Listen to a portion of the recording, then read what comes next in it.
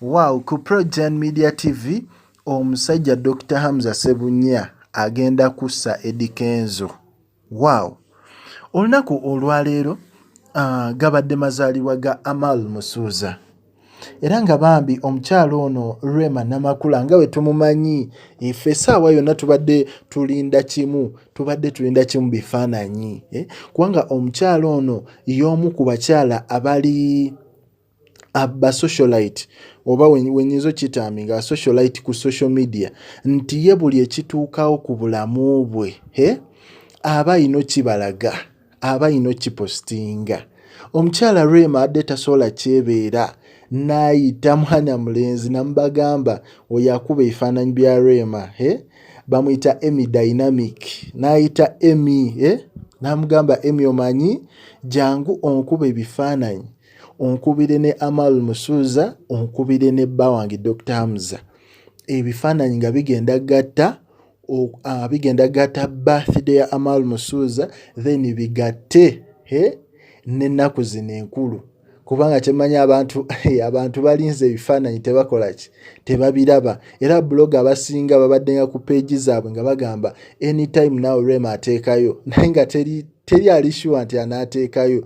Yes, omukyala Rema Namakula kyaddaaki ayeeyo ebifaananyi era ng'olaba Amal alabika bulungi ne kino ekikye ne Dr. Hamza Ssebunya nga omwana Amal alagira ddala yafuna connection y'amaanyi ennyo ne Dr. Hamza Ssebunya. Era olunaku olwaleero tubadde story ya Eddy Kenzo ng'atunuulidde ekisenge ekyo nga kiraga omwana we amuli wala nga kiraga Eddy Kenzo talina access ku mwana we naye ate w'otunuulira omwana embeera gy'alimu olabira ddala nga omwana obulamu bw'ayina ng'omwana obulamu bw'ayina ne Dr. Hamza bw'amaanyi.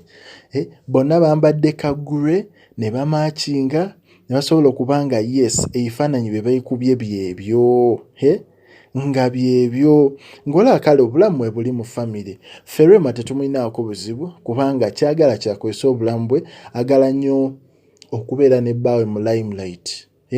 Agala nnyo eryo essanyu eryo eddembe ye mukyala ayagala okuowuninga bbaawe.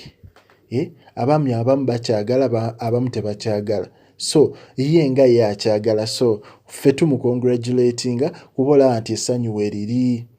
Naye ng'ate omukulu Eddy Kenzo ebintu nga bino yandibisanyukidde singa Rema abadde ateekamuko kye bayita co-parenting nga Rema amuwaamuko ku Amal naye n'abeeramuko naye for some time then n'amuzaayo ewa Rema. So ekintu ng'ekyo kuba Kenzo naye alaga amiisinga omwana we.